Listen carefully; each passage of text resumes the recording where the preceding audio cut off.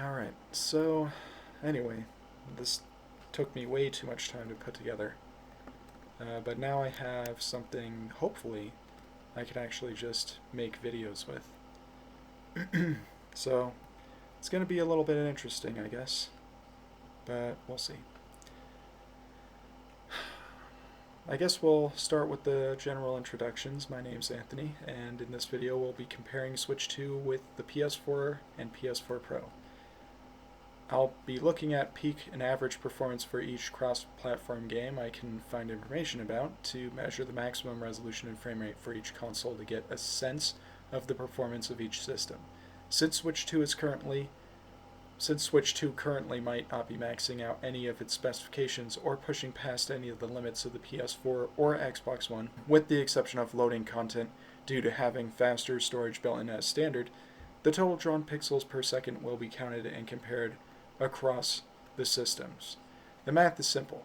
Multiply the width and height of the minimum, average, and/or maximum native rendering resolution before upscaling with the minimum, average, and/or maximum frame rate targets. This is especially useful if hardware is locked to its target resolutions or frame rates, or if you want to give any platform the best chance it's got to win any platform comparisons. Okay, I'll be comparing the Switch 2 across last generation's PlayStation 4 platforms in 4 games: Harry Potter, Hogwarts Legacy, No Man's Sky, Cyberpunk 2077, and Fortnite. Shown here is the pixels per second drawn for each object. Let's see if I can get this showing here. No, that's not what I want to see. Is it? No, this is a way to calculate stuff. Okay, there we go. This is actually an image about, another type of calculator, like GPU or graphics calculator. It's not very accurate, look at this. Gather information on your CPU and GPU specifications. These are the backbone of the calculation. Step 2, calculate the total resolution by multiplying the width and height of your display. Step 3, apply the formula FPS equals processing power times graphics capability divided by resolution. If your CPU is 2.9 gigahertz and your GPU is 6 gigabytes, I guess, with a resolution of 2560 by 1440, then FPS equals 2.9 times 6 divided by the resolution, 4.65 FPS. This is obviously absolutely right, like just 100% certified crap, right? This will not get you anything. If this was an accurate way of doing any of this stuff, then my computer should not be able to do any of this. So, for example, my GPU is 8. It's 8 gigabytes per second, right? Or 8 gigabits, right? So the CPU, my CPU is weaker. My GPU is 8 gigabytes, and the resolution is just 1080p. So we're going to do what this moron is suggesting, and 2.8 times 8, right? And then we'll divide that by 1920 times 1080, and that's only 12.6 frames per second. That's retarded. This complete bull, right? Like this calculator is ridiculous. Meanwhile, my calculator, a lot more simplistic, and it actually seems to make sense. I've done this before. I've done a video about this, but this is the first time that we're going to be doing like a recorded live sort of thing, and basically, I'll show you the results. I guess we'll get started. Oh, right, that's not the right one. We're going to do that button. Alright, so here we go. Shown here is the pixels per second drawn for Switch 2 and both PlayStation 4 consoles in 2 games: Harry Potter, Hogwarts Legacy, or Hogleg, in the leftmost 4 bars, and No Man's Sky figures in the right 4 bars.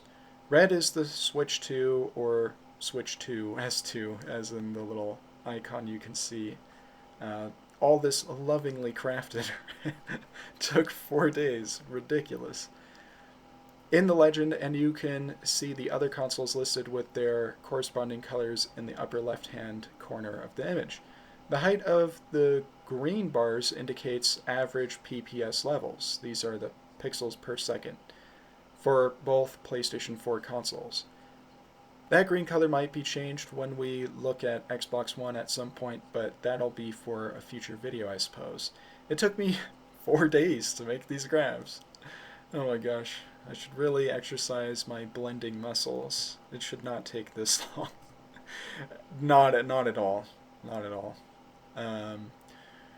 For now, because the Xbox Series S has radically improved visuals, sometimes at lower resolutions than Switch 2, I won't compare it in this way here today. I'll touch on the PS5's PPS as a comparison later. Can this method of counting pixels compare different hardware generations in PCs, mobile devices? PCs, PS5, and Xbox Series consoles all make use of a bevy of current generation and legacy graphics features and can utilize modern graphics APIs, just like the new Nintendo Switch can. Switch 2's hardware, of course, supports every visual feature like any other modern device supports in their Neural RT era. Modern visual features like path tracing, ray tracing, hybrid ray casting, geometry or mesh shading, and logical or pre-programmed and smart or AI-based upscaling all have various impacts on performance, with the former features being incredibly taxing, while the latter can also be very demanding, but less so. Since there are only a few examples of Switch 2 using AI upscaling, these comparisons with the last generation consoles, which use simpler pre-programmed upscaling, should still be easy enough to compare accurately. These comparisons aim to provide some way to measure only rasterization performance by looking at similar titles with similar visuals and using the internal native pixel rendering and frame rate to get a sense of where the hardware sits on the power ladder. It's possible to compare Switch 2 to PS5 and Xbox Series consoles, but it'll be less accurate if we ignore the costs of extremely demanding features like ray tracing. If Series S renders a game at 720p 30 with way more objects, each with greater detail, more active NPCs, further draw distances, with RT reflections and global illumination, all while Switch 2 renders the game at 900p 30fps with lower general graphics and no RT at all, Switch 2 will appear to be more powerful than the Xbox Series S, despite numerous obvious visual shortcomings in comparison to the Xbox console in this contrived hypothetical.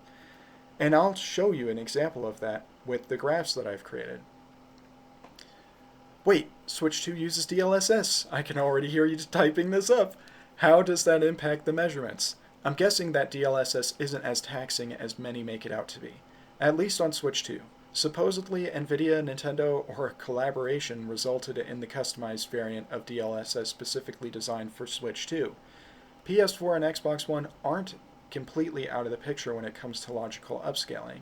AMD created an upscaling system meant to compete with DLSS called Fidelity FX Super Resolution, or simply FSR. FSR versions 1, 2, and 3 are not running active AI on local NPUs to upscale an image in runtime. Instead, it's a programmatic upscaling system crafted potentially with the assistance of AI to clean up common aliasing artifacts using elements of temporal reconstruction. Basically, FSR blindly looks for ways to clean up the picture on the fly with a ton of tools but very little knowledge and no intelligent way to optimize the image on the fly in case something novel happens. This is just speculation on my part, but I think Switch 2 uses DLSS as a means to increase battery life and nothing more. I can say for certain that it's less energy intensive to spend a small chunk of your frame times to let the hardware accelerated AI model improve an existing low-resolution image than to render a larger frame from scratch. This makes sense seeing as how everyone is chasing this rendering capability. Even on PC, where power efficiency increases as DLSS is used in lieu of higher native rendering resolutions to maintain a fixed performance level. All right, on to the comparisons. Starting off strong, of course, we have this graph that shows us Hogwarts Legacy running at a dynamic 720p with a minimum resolution of 540p counted by Digital Foundry and El Analista de Bits. Switch 2 has PS4 Pro-like visuals according to the same sources, as well as a 30 FPS performance limit, which the system doesn't seem to deviate from. The PS4 Pro hands in a better draw distance, higher resolution rendering, higher resolution screen space reflections, which could be the result of native rendering resolutions, but that doesn't explain why SSR on PlayStation 4 Pro seems to include broad lighting contributions that are absent on Switch 2, as shown in a video or an image that I don't have here. Let me see if I can actually find that. Alright, so here we have an image and it shows me some information about Fortnite. So here we have a screenshot that shows Fortnite and what it's going to be able to do on the Nintendo Switch 2 per Epic. This is Fortnite.com news, right, as you could see in the URL. I don't know why I'm trying to point to it with my mouse cursor. You won't be able to see it. But the reality is, this is official information from them. And they say 60 FPS, higher rendering resolutions while docked, and undocked it's 1600 by 900, still 60 FPS of course, greater view distances, see more things in the distance is actually how it reads, higher quality textures, higher quality shadows, and higher quality water rendering, nice water, clothing physics, and it keeps going on, right? Is anything else going to pop up? Ah, there we go. I don't know why there's nothing in that in that image block, but now we have this. This is from El Analista de Bits, right? And basically what we see here is what he's measured for the Nintendo Switch and Nintendo Switch 2, and the common resolution that he's getting from the docked perspective, right? Pixel counting docked captures, and this is actually No Man's Sky, is 914p, right? So that's pretty crazy. We'll move on. This is, I'm pretty sure, for Hogwarts Legacy, and this also, I'm pretty certain, El Analista de Bits. And you can see where the PS4 lines up here. And there's also an unlocked frame rate mode for this game, which I didn't know because I don't have this game. On the PS4 Pro, it renders at a higher resolution, 30 FPS, and 60 frames per second. So this is also Hogwarts Legacy. Oh, right, because this is just covering the Switch, right? So if I go back, yeah, that's PS4, and then the Switch was a different video that he did, and you can see that the Switch 2 is a dynamic 720p, and the common resolutions are between 720p and 540p. So that's what he's been counting in a lot of the screenshots that he has captured, and it's not a lot here. Handheld is even lower resolutions, of course. I don't know why it's in here twice, but it does show 720p with DLSS and 540p with DLSS.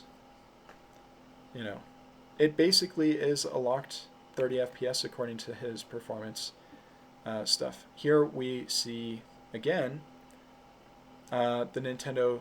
This also El Analista de Bits. Docked mode. This is Cyberpunk 2077, by the way. So here in docked mode, we have 1080p, but it's upscaled from 720p to a low of 635p. That's while it's docked. Performance mode goes even lower, 635 to 540. Digital Foundry counted differently, right? They counted higher resolutions, or at least, I think I have that in here. But we have the Xbox Series S, and the quality mode there is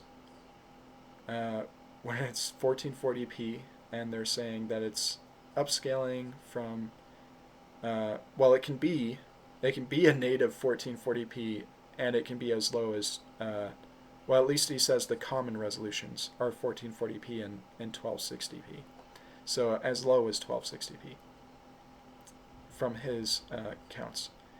Performance mode can be 1080p at 60 FPS though. And the common resolutions, this is a typo, I'm pretty sure. I'm pretty sure it's not 9720p, right? I'm pretty sure it's just 972 to 800p. So little typo there. Pretty certain about that. Right? Performance mode, all of a sudden it's doing, 9K. Right? I don't think so. The PS5 has a couple of modes. I think I cut this one off. Anyway, ray tracing, its common resolution is, its target is 4K at 30 FPS, and it upscales from 1800p to 1440p. And the performance mode, it runs at 4K 60, but it will commonly upscale from anywhere 1620p to 1080p, so as low as 1080p. And we can keep going on through this sort of stuff. These are the measurements from Digital Foundry about Cyberpunk 2077 on the Nintendo Switch 2 in its portable mode, in both performance and quality mode, as well as its docked modes in performance and quality mode. And you can see in portable, we're going to go all the way off. We don't care about portable. Portable is, as you can see, a minimum of 360p, a maximum of 810p, right? So it's not competitive. And neither of these are actually running at 40 FPS or 30 FPS regardless, right? They're below that in the portable modes. They're not locked. They're pretty good at staying at 30 FPS, not so much at 40 FPS, docked or portable. But when you're in the docked mode, performance mode or quality mode, but when you're in the docked mode, what you end up seeing is, let's see if I can get rid of that, right? So we got rid of that. I'm going to go in here and turn on that title again, because we want that. So when we're looking at, the portable mode or docked mode, well, we're gonna focus on docked performance in the quality mode, because that's the highest resolution, and it's actually able to hit 30 FPS. But you can see that in the upper right hand corner under where it says docked quality mode, they're saying that it can be anywhere from 1270 to 1920. I'm sorry, what am I saying? It can be anywhere from 720p to 1080p. And the resolution target, of course, is 1080p in either mode. But performance is 30 FPS. Hi! Oh, do you want to... What just happened? She's like, no, I don't want you to pick me up. Don't pick me up. I'll jump in your lap, but don't pick me up. She doesn't want to be on camera, apparently. Alright, so now we have... I don't know where this comes from.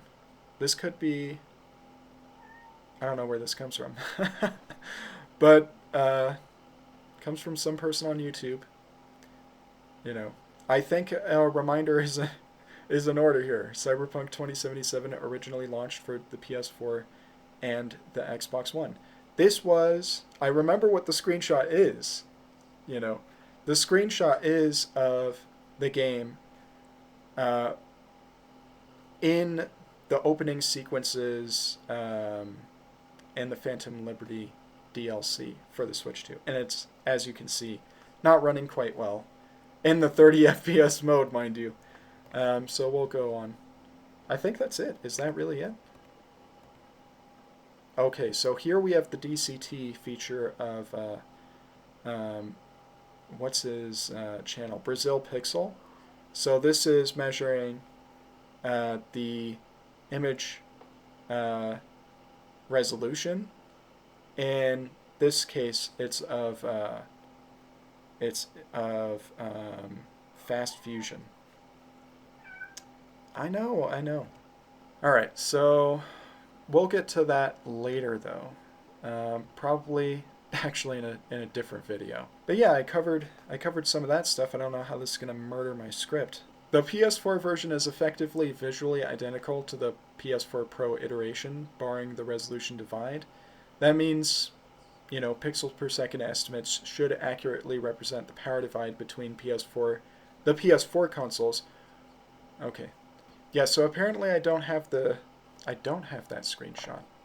That's what I was looking for, is that screenshot of, well, that was a pain, but I was able to get this showing, so we have we have the window that should appear, and now you see the Switch 2 and the PS4 Pro and the PS5, right? I'm not sure which other images are in here. But you can see there's a difference. If I go back and forth like this, oops, there we go, right? The Switch 2 seems to actually get less detail. There was a screenshot that I had, it was just one shot, and I don't know where it is, but clearly, even just comparing the PS4, I could probably zoom in. So like on the distance stuff, we'll see if we can do that. I'll have to do like a scale filter. I know I'm figuring this out on the fly, but here we have a 2x zoom. We have 2x zoom, and we're going to flick back and forth. This is slower, so I'm not going to make as many mistakes. And you can clearly see PS4 Pro, Nintendo Switch 2, PS4 Pro, Nintendo Switch 2, PS4 Pro, Nintendo Switch 2.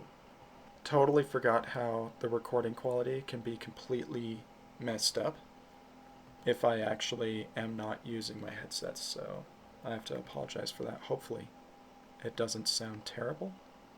I'm hearing myself. Okay, maybe there's not going to be an echo, but I'm hearing myself, so that's actually kind of weird to me. But yeah, you can see that the Switch 2, you know, there are some things that look better about the Switch 2. I won't lie, like the foliage in the very near area looks nicer. I have to be honest, but oh, never mind. No, no, no. I'll stick by that. Yeah, the Switch 2's foliage in the very near uh, regions looks pretty nice, and that's probably DLSS at work there. But you know, that's basically it. Oh, you guys aren't even seeing it. Oh my goodness, you're looking at the stuff that's really far away. Let me go ahead and get that filter moved over so we can see it. So I'm using the crop and pad filter, and now I'm gonna just zoom over to this area in real time for you guys, so you can see what the heck I'm looking at and talking about, because I'm looking at a completely different image than you guys, unfortunately. Well, it's not completely different, but it's a different part of the same image. So if I go back to it, this is the PS4 Pro, and this is the Nintendo Switch. You're probably still not seeing it, so let me see. Well, no, you're probably getting it, right? So like that, right at the lower part, I'd say that looks better. Yeah, I would say that looks better on the Switch. Like the blades of grass actually look a little bit more like blades of grass, and they look a little bit more broken up. So the transparencies, they're improved on the Nintendo Switch. Uh, Even here, this you know, I mean, there's way more stuff, so obviously it just looks better. But I'd say that yeah, just this, just some of the blades of grass, because some of the stuff in the a little bit further away still looks kind of blurry. But it's that really close up stuff that looks really good. And that's just how the Switch rolls, I guess. Oh dear, what a mess. Anywho, the PS4 version is effectively visually identical to the PS4 Pro iteration, barring the resolution divide. That means PPS estimates should accurately represent the power divide between PS4 consoles with a very small margin for Switch 2. So what are the pixel counts? I'm going to openly lie to you and say that Switch 2 hands in a flawless 720p image at 30 FPS, which amounts to 27.648 million pixels per second. This is obviously not happening in Cyberpunk 2077. So meanwhile, the PS4 manages a resolution of 900p at a minimum performance level of 30 FPS, but there is an unlocked mode which offers a minimum of around, let's see if we can throw up that image that I wanted. There we go, that's what I wanted.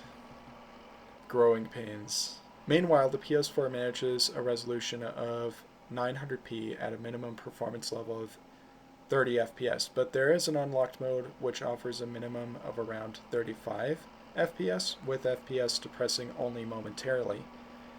PS4 renders hogleg, mostly, at around 45 FPS. I didn't expect that at all. So the base model PS4 manages 43.2 million pixels per second at 900p 30. And obviously that number only goes up if we assume frame rates over 30 FPS. Since Switch doesn't have an unlocked mode, I'll argue that PS4 is locked at 900p 30, which is 43.2 million pixels per second. PS4 Pro manages an ever so slightly better average performance level when unlocked at native 1080p. So we'll lock the performance to 1080p 30, giving us 62.208 million pixels per second for PS4 Pro in Hogwarts Legacy. To recap, Switch delivered 27.6 million pixels per second, PS4 drew up 43.2 million pixels per second, and PS4 Pro rendered 62.2 million pixels per second. The base model PS4 demonstrates around 56% better pixel shading performance compared to Switch 2. PS4 Pro appears to have 2.25 times the shading performance of the Switch 2. So as you can see here, the Switch 2 is already looking like it's pretty far behind just the base model PS4. Now I get that DLSS has a performance penalty, but we don't know what it is, and it's probably, well, we know for a fact actually, that it's not going to be larger than rendering a new frame with rasterization. So we have to assume that the Nintendo Switch is really not using a very demanding form of DLSS, and that's not going to actually have a huge performance impact. Even if it is pretty massive, let's say it's 16 milliseconds, I mean, that would be huge. That'd be insane. Why would you even go with DLSS if it's 16 milliseconds that it's taking out of your 33.3 millisecond frame times, right? 16 milliseconds, that's half their frame time, just tossed in the trash for AI upscaling. That's only really doing so much for the image. It can't do everything. It can't actually make the image 1080p or 4K or even 1440p. So, I don't know. So, next on the list, of course, we'll look at No Man's Sky. This is an 8-year-old title, and I'm going to start with the PS4, which renders at 1080p with a pretty solid lock to 30 FPS as of version 1.2 per Digital Foundry. And that was a long time ago. That's not all. According to the same Digital Foundry article, PS4 Pro managed to double frame rates to 60 FPS with little issue in version 1.2. PS4 turns in 62.2 million pixels per second, and PS4 Pro doubles that to 124.4 million pixels per second. Where does the latest Nintendo console stand? Switch renders the game at a highly variable resolution and frame rate. The resolution hovers mostly around 910p and performance is basically 30 FPS. If you sit still and look at the sky a lot, it can reach the low 50s at times. The performance and image quality is so bad, even though this version is a monumental leap over the OG Switch version. But I can't make miracles happen. Switch 2 manages 44.2 million pixels per second.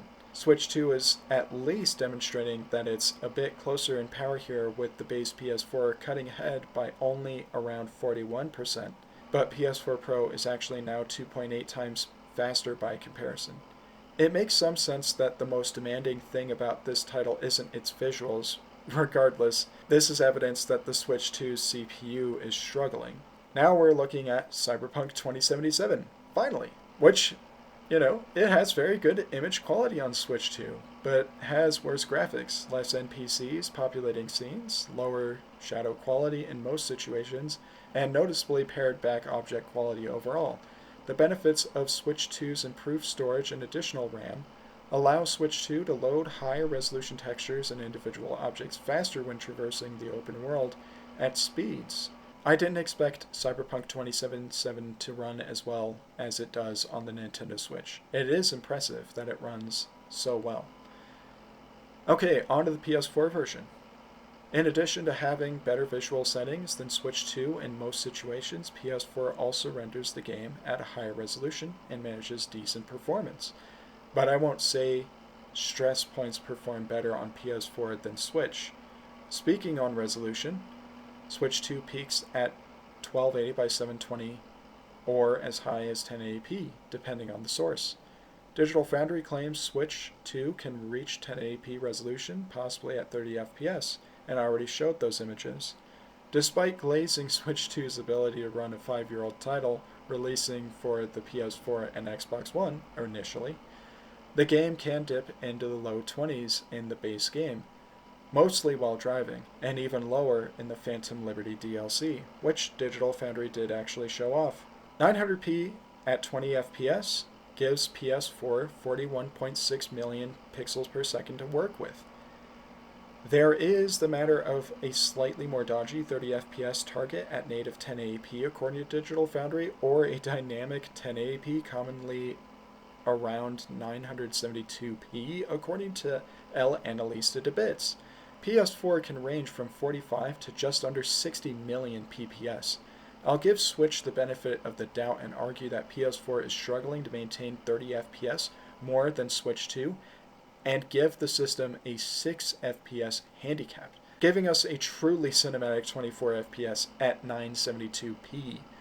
But even then, PS4 is still managing 40.3 million pixels per second, and Pro averages 70.25 million pixels per second at 1188p, with frame rates at 28 FPS.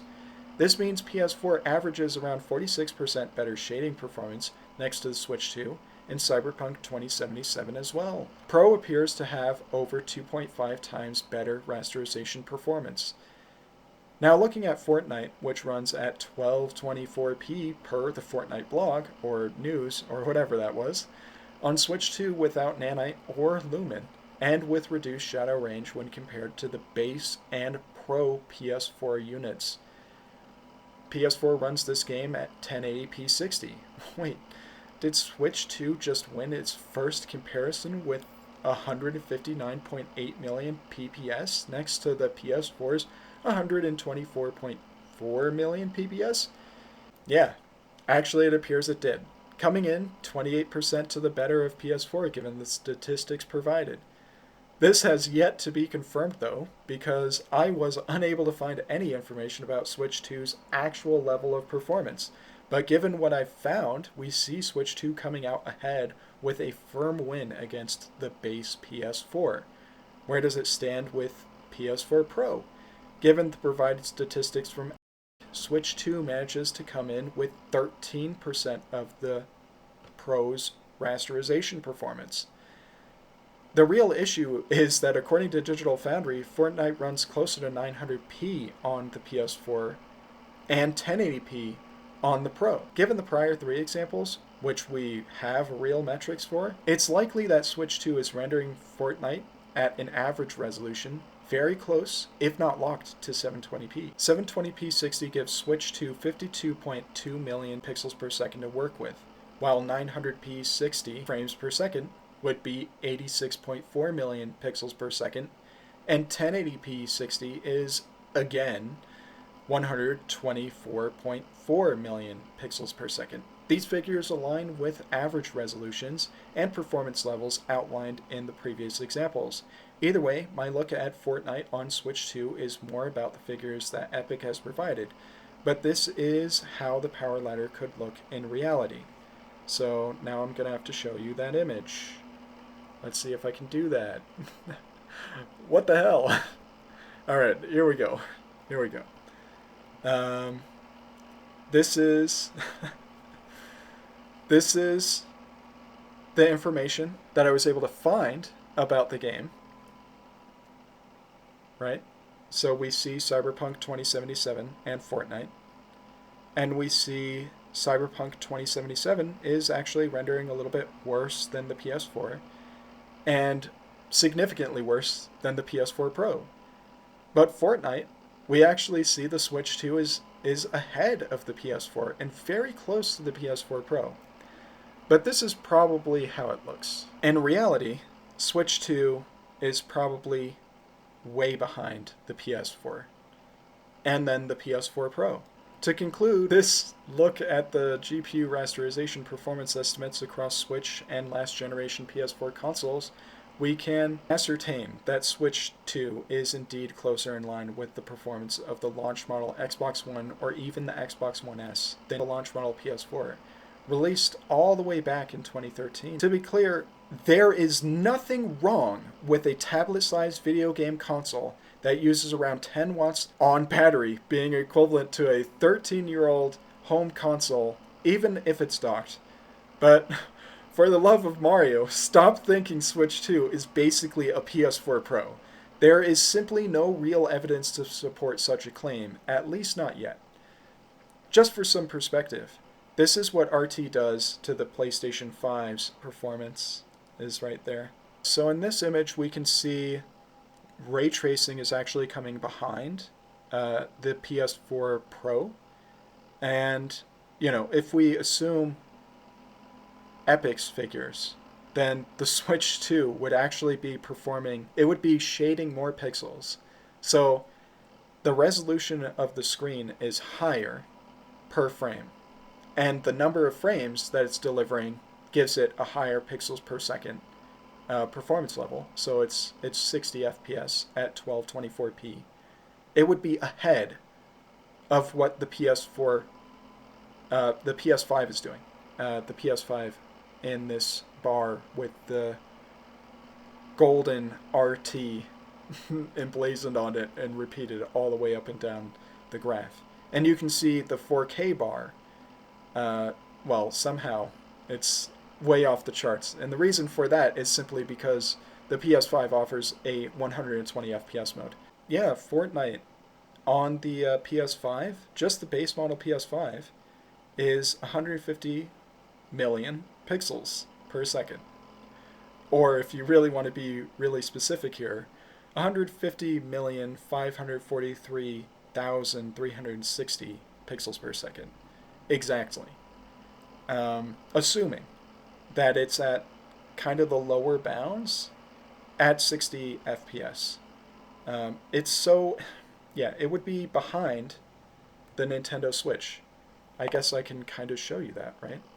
Seeing as how this is the real deal here, we can actually go on the x-axis and scale all over, and there you go. That's the old fake not real Switch 2 settings, right? They're not really, the Switch 2 can't really do that, you know. It really can't.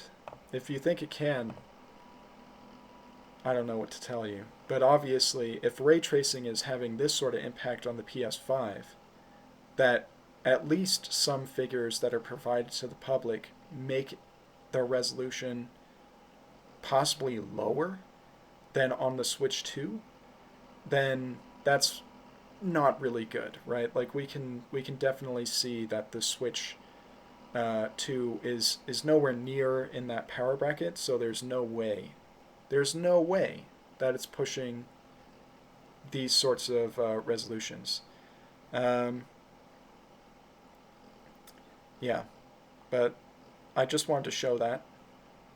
And you have to remember that the PS4 is also using hardware lumen for reflections, global illumination, and specular and diffuse for specular and diffuse objects.